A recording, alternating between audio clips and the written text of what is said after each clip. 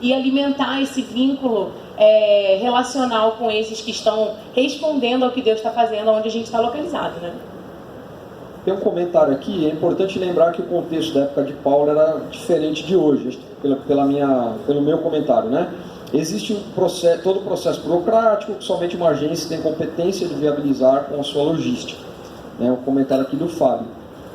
Então, de fato, assim, a agência tem o seu papel, é que hoje a gente tem igrejas com grandes estruturas que conseguem dar conta de fazer tudo, né? Então, realmente isso mudou um pouco.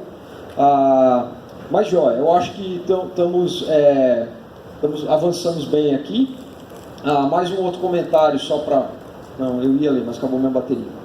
Mas ele falava um pouco sobre, também colocando peso no fato de que as igrejas não têm, na perspectiva dele, não têm dado conta nem do seu entorno, né? Então a questão do trabalho evangelístico, nem do seu entorno, quanto mais pensando nos não alcançados. Deixa eu fazer uma pergunta aqui rápida. Quando a gente fala em não alcançados, será que a gente está pensando na mesma coisa?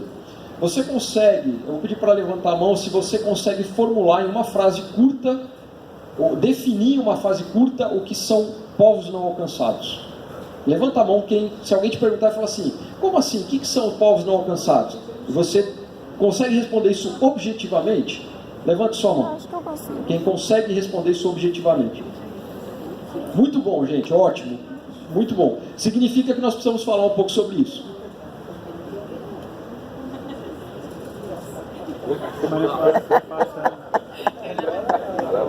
Começar? Sim, posso tentar, né? Desculpa, esta é uma definição que tem a ver com percentagens, redonda. Mas a definição de um povo não alcançado da Joshua Project, bem conhecido aqui, acho eu, é um povo onde há menos de 2% de evangélicos e menos de 5% de aderentes cristãos.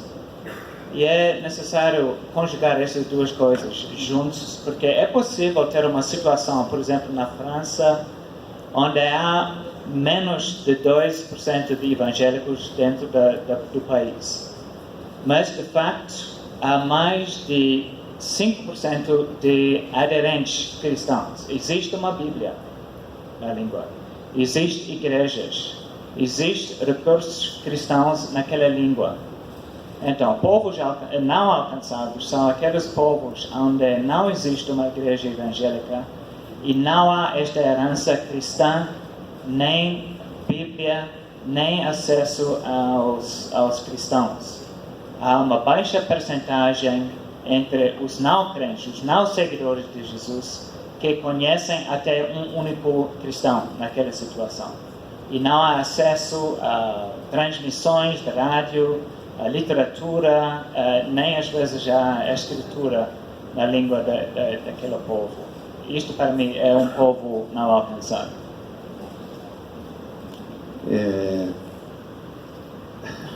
Minha definição, em vez de 2%, são 3%.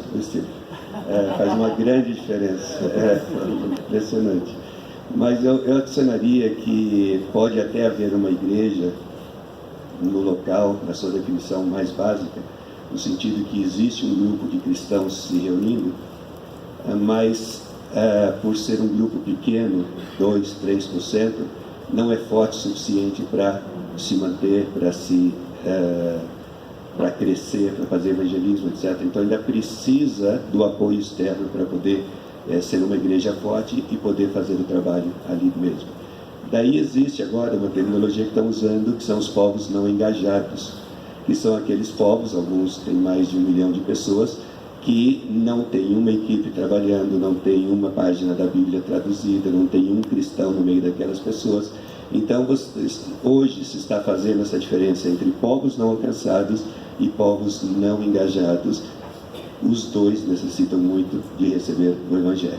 E eles podem estar no fim do mundo, como podem estar aqui no Brasil. Então, a questão geográfica já não é um fator necessariamente para se definir povos não alcançados.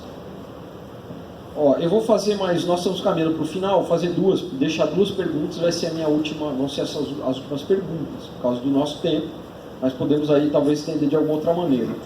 Só para dar uma frase, então, a minha definição de povos não alcançados vai nessa linha.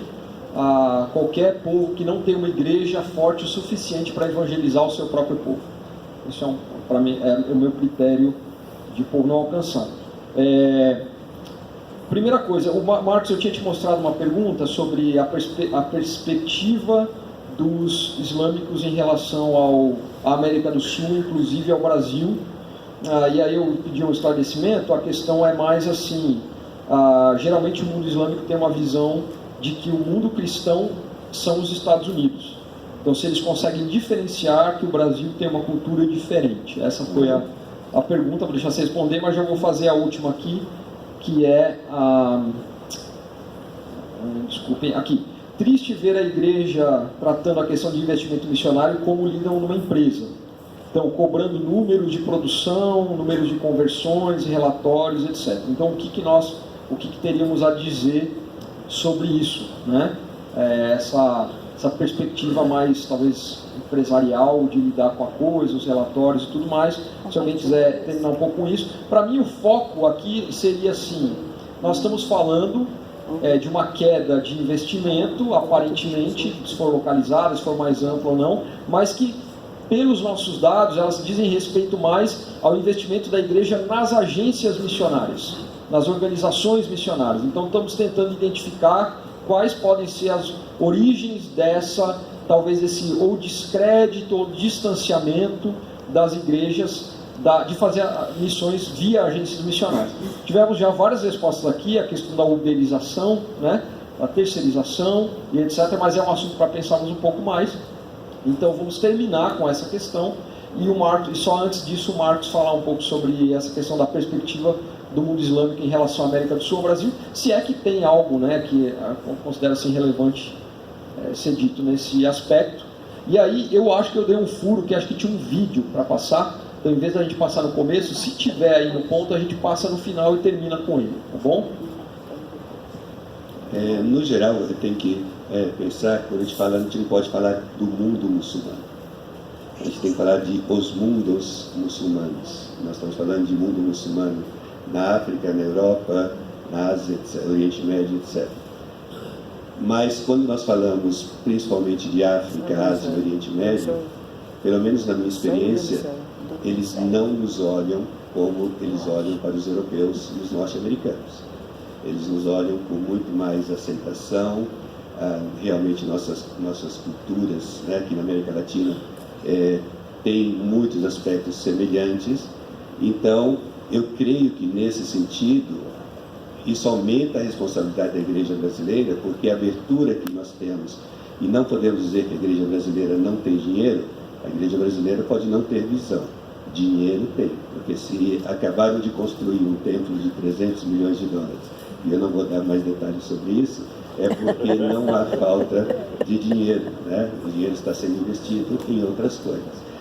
Mas eles vão sim nos olhar como cristãos. E o conceito deles do cristão é tudo aquilo que eles veem nos filmes. Pornografia, assassinato, o padre corrupto, o pastor corrupto, tudo aquilo para eles é cristãos. Então, assim como nós não sabemos diferenciar os diferentes tipos de muçulmanos que existem, nós colocamos tudo no mesmo saco junto com o Bin Laden, eles fazem a mesma coisa com a gente. Então eles não vão saber quem é nascido de novo, quem é evangélico, quem é protestante, quem é ortodoxo, quem é católico, todo esse tipo de coisa. Então você tem um bom trabalho para poder mostrar o que significa ser um verdadeiro seguidor de Cristo, antes de ficar apegado ao fato de que você quer dizer e provar para ele que você é um cristão. É uma outra coisa que tem que ser considerada. Em termos de... Eu queria só voltar por um momento para esta questão do relacionamento entre igreja e agência. E quero dizer que, de facto,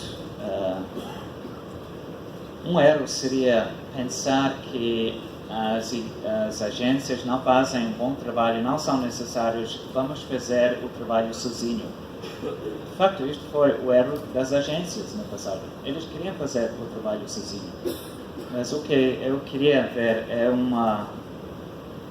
Vamos voltar, então, para a parceria. trabalhando juntos, lado a lado, igrejas ao lado das igrejas, agências com agências e agências com igrejas também, com transparência, com humildade, porque a tarefa à nossa frente é tão grande que nós não podemos fazer esta tarefa sozinhos. E, de facto, é um mandamento trabalhar juntos neste sentido. A linguagem a ser utilizada, acho que não é um investimento a ser feito, mas uma bênção a ser dividida. O povo brasileiro já recebeu uma bênção enorme. A igreja evangélica, o crescimento. E eu gostaria, de fato, de ver pessoas na Ásia Oriental cantando como eu vi brasileiros cantando ontem à noite, ou durante esta conferência. É tão bom ouvir pessoas louvando a Senhor com todo o seu coração. E eu queria ver mais asiáticos cantando desta maneira, juntos e ao lado da igreja brasileira. E queria ver a igreja brasileira fazendo a sua parte para que o nome do Senhor seja honrado em toda a terra. Eu queria comentar um comentário que foi enviado sobre muitas vezes as nossas igrejas locais, elas não estão fazendo nem o local, quanto mais na Ásia, quanto mais no Amazonas. Deus não sempre atua nesse padrão de começar onde você está e vai para lá, e vai para lá, e vai para lá. Às vezes uma igreja é despertada no meio do Marrocos, não pode falar assim, né? Ou no meio da Amazônia. Esse cara entende o que é um coração missionário no meio da floresta e fala assim, o que é que eu tenho feito da minha vida? Aí sabe o que acontece? Ele volta para sua igreja. Aí ele fala assim, olha, tem pobre aqui também. Olha, tem gente com fome aqui também. Olha, tem criança com piolho também. Olha, tem gente que não sabe... Você está entendendo? Vocês estão entendendo? E a gente precisa expor a nossa igreja que eu amo tanto, a essas aventuras que Deus tem feito ao nosso redor. Pastor Sérgio fez um sermão pra gente na terça-feira que nos provoca a isso, a pegar esses membros de igreja que estão olhando cor de cortina e falar assim, vai lá dar um rolê com a Sara lá em Manaus pra você ver como é que é a vida, sabe? Eu recebo, tá? É só me ligar. Fala, Sara, tô mandando as pessoas, manda aqueles bem ruins, sabe aquele mesmo bem ruim? Pode mandar. Aí a gente bota ele no barco, dá um açaí pra ele, fica tudo ótimo. Mas a gente precisa entender que às vezes o cara realmente não vai responder à creche, ao lar batista que está do lado da sua igreja. Mas ele vai responder à medida que ele enxerga coisas caricaturescas. Aí ele vai ver o detalhe da pintura que Deus está fazendo ao redor da sua igreja. E a minha última fala é que meu desejo é que você leve informação para sua igreja. O seu olho, a gente fica brincando, o olho não vê o coração não... Ixi, o olho não vê o que o coração não sente. O olho... Vocês sabem. Então, exponha... Eu sou muito ruim com esses ditados, me perdoe.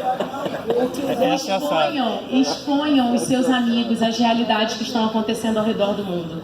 As estatísticas, a informação sem ação... Olha para mim rapidinho. A informação sem ação, ela só é estatística. A gente vai voltar aqui em 2019 e eu vou dizer para você que 79% da Amazônia continua inalcançada. Agora, a informação com ação, ela gera transformação de realidade. E vocês são parte dessa resposta. O campo missionário está pronto para vocês. E eu estou dizendo assim, pronto, é uma questão de mandar um e-mail, falar, Steve, como é que a gente vai lá para a Ásia? Sara, como é que a gente chega na Amazônia? Vocês imaginam, e eu vou terminar com isso, porque vocês imaginam como seria para uma igreja ribeirinha caminhar com a sua igreja?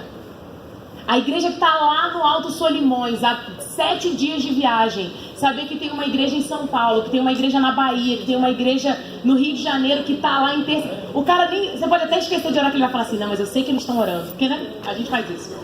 Mas isso é tão importante, então se engajem nesse movimento, não deixem, vocês são, parece clichê, mas nós somos a resposta para muitos desses desafios que foram compartilhados hoje. Então, busquem informações, exponham às suas igrejas as informações, porque Deus tem muito a fazer através do que o nosso coração responder, tá bom?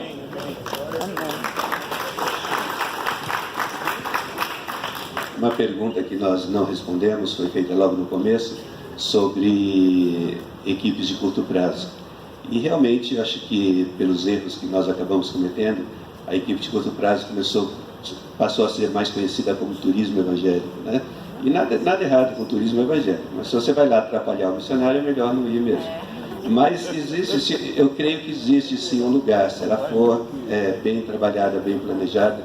Ano passado nós levamos 20 e tantas pessoas de uma igreja de 300 membros para 2 viagens separadas para o Oriente Médio.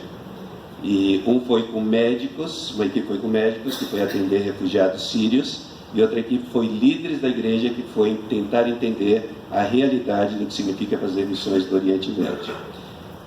O impacto foi tão grande na vida dessas pessoas, que não é só o que a gente vai impactar os que estão lá, mas o impacto que nós recebemos, que nós estamos colhendo frutos ainda dentro da igreja, como resultado dessa viagem. Várias iniciativas próprias dos próprios membros, que estão tomando iniciativa para se envolverem com refugiados, com árabes no Brasil, ou mesmo indo até lá, diferentes coisas. Então, tem o seu lugar, se for bem planejada, e se não for lá para atrapalhar o missionário, porque muitas vezes é isso que acontece. Irmãos, nós estamos terminando, vamos terminar com o vídeo. Tem uma pergunta aqui sobre os povos não alcançados no Brasil, vou responder pelo WhatsApp para a pessoa. E só terminar, eu acredito nas viagens missionárias, desde que gerem engajamento. Também, se você quer fazer uma viagem missionária para a Amazônia, eu não sou concorrente da Sara, a gente é colega, mas você pode falar comigo. Eu tenho organizado viagens com barcos grandes, com grupos de 30 pessoas, de igrejas, não só pela viagem, mas a gente tem um programa que gera engajamento da igreja. Então você pode falar comigo, e também lá em Roraima com os venezuelanos, tem alguns falando de enviar voluntários, etc. A gente também tem interesse nisso, tá bom? Então vocês podem falar comigo também. Vamos passar o vídeo, fique à vontade para abordar aí pelos corredores e a gente conversar um pouco mais. Deus abençoe, muito obrigado, viu?